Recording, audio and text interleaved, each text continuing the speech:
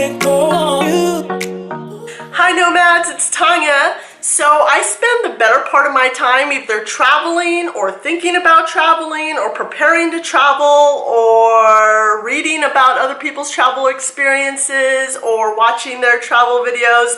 And from all this, I've sort of accumulated a few tips and tricks on how to make traveling better or easier. And so today I'm going to share with you my top 10 travel hacks that I've learned along the way. So my first set of hacks are going to have to do with travel planning and pre-travel. I actually made a video all about how I plan for a trip, which you can check out here. And hack number one has to do with searching for flights on the internet. It's best to do all your flight searches on private or incognito mode on your computer. These flight search sites can actually track where you want to go and what you're searching for and slowly drive up the price. So if you search in incognito mode, you can prevent that from happening and always get the best price. My second hack is to always check in as early as possible for your flights. If you're looking to travel for little amounts of money like I do, you're probably going to end up flying a lot of budget airlines which charge you to book your seat ahead of time and check your bag and charges you for everything. So for these kinds of airlines, if you just check in the minute they let you check in online, which is usually 24 hours in advance, or if you get to the airport extra early for your flight when you can't check in online, you're almost always guaranteed to get a window or aisle seat. I've done this so many times that I've never ended up in a middle seat. My next set of hacks have to do with packing. I actually made a packing video on what I pack for a long trip, which you can see here, but this is more specific to packing hacks. My hack number three is to roll your clothes instead of folding them for packing. This means to fold them up so that they can be rolled into a small, tight roll. And this will actually make your clothes take up less space in your luggage, and it'll actually make them get less wrinkled in there. My hack number four is to pack a bunch of resealable bags like sandwich bags. Now these are good for a number of reasons. You can put your electronics in the bag to prevent them from getting wet in the rain, or bury them in the sand when you're at the beach so they're hidden under your towel when you're swimming in the ocean. People are less likely to find them and steal them. And I've actually been able to film with my camera in this bag when it's raining outside without ruining my camera, which is great. Another thing that's great about these bags is that if you're on vacation, you want to buy a big bag of snacks like nuts or something and then go out for the day, but you don't want to take the whole bag of nuts with you. You can pack a subset in the bag or put leftovers from food in the bag, so they're really useful for things like that. Another great thing about having plastic bags is you can prevent liquids from exploding in your carry-on bags. And you do that by basically taking the top off a jar or a shampoo bottle or a water bottle and putting the plastic over the mouth and then replacing the lid. And this actually makes it a lot less likely to explode.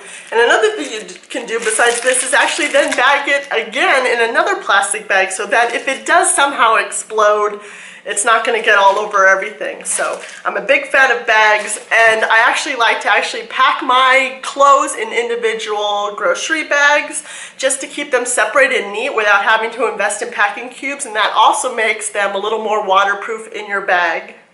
Hack number five is to make a list before you go so you don't forget anything important. Before I travel, I always worry about forgetting an important medication or underwear or my phone or my credit cards. One time I went outside the country without a debit card, so I had no way of getting cash out in that local currency. It ended up being okay, but it was something that I never want to do again. So what I like to do is, when I'm planning on going on a trip, as I think of things that I want to bring with me that I don't want to forget, I'll make a list either on a draft email on my phone or maybe on a little pad of paper that I keep with me, so that every time I think of something I can just write it down, and then I'll have a list when it's time to pack and make sure I don't forget anything like my passport or my wallet or something really critical. Now, the next set of hacks have to do with flying, and hack number 6 is one I'm particularly excited about, and that's to freeze your beverages before you go through TSA. Now, I had heard that if you freeze your liquids above 3 ounces before you go through TSA, they will allow you through, and I didn't really believe it until I tried it out myself. So I've always heard you could get through security at the airport with like a frozen bottle of water, and I didn't really believe it, but it works. I just did it. It's pretty awesome. So this is really amazing. I've only ever tried it with water, but I think it'll work with any beverage, and it's really great when you're flying a budget airline that doesn't serve you any beverages or charges you a lot of money for beverages, or you're going through an airport that doesn't have a filtered water supply for you to fill up your own water bottle. It's just that extra security and assurance of having water, which is something you're definitely going to want on your flight. And that brings me to hack number 7. Hack number 7 I call saline and Vaseline. So basically when you're on a flight, the air inside the airplane can be very dry, and so it's important to drink a lot of water so that you don't feel so terrible when you reach your destination. But there's other ways you can also feel more comfortable throughout the flight and at the end, and that's to moisturize your eyes and your nose and your skin and your lips. So I usually pack some saline to spray in my nose and saline drops to hydrate my eyes. And if you pack a little bit of Vaseline, like a small tub of Vaseline, you can use that to moisturize your lips and your skin. You can also bring lotion and lip gloss if that works for you. But it's just great to have these things in the seat in front of you so they're easily accessible. So if you're trying to sleep on your flight, you can just wake up, moisturize, and go back to sleep and be very comfortable by the time you reach your destination. Now, hack number 8 is one I came about recently that I love, and that's wearing compression socks. Now, if you're like me, you may have thought compression socks are only for people who have poor blood circulation, but the fact of the matter is it's also good for people who are flying or on their feet all day, or just like very intense athletes. The way the plane is, you can really have all the blood pool at the bottom of your legs and at your feet. And I've had experiences where I've been flying for a long time and I go to put my shoes back on and I have trouble getting them on my feet because my feet have swollen so much. It's very uncomfortable and I hate it. But when I wear compression socks on a long flight or a long bus ride or a long train ride, I always feel so much better when I reach my destination. They're also good if you're going to be standing all day at a museum or walking around a new city. It just makes you feel a lot better. And I've actually heard they're really good for people who are like runners or athletes. They help you just have better blood circulation and recover faster from all the work. So hack number 9 I love, and that's to bring a multi-outlet plug with you when you travel. And it's really great if you're at an airport because a lot of times everyone's trying to charge their devices before a flight and there's not a lot of plugs available. So this way you could share a plug with someone without asking them to unplug their device. And I really love the ones that have multiple USB ports on one plug. That way you don't have to use your bulky wall converters for things like your phone and your camera, and everything I have almost can be charged from USB.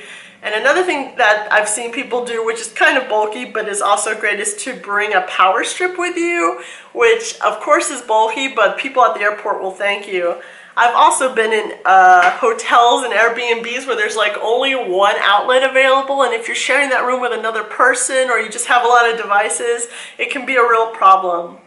And sort of tag-on hack that I like to mention is if you forgot your from USB to wall converter part of your plug, but you still have the USB cord, sometimes you can find a USB connection on the back of your TV in your hotel, and you can actually use that to charge your device if you forgot.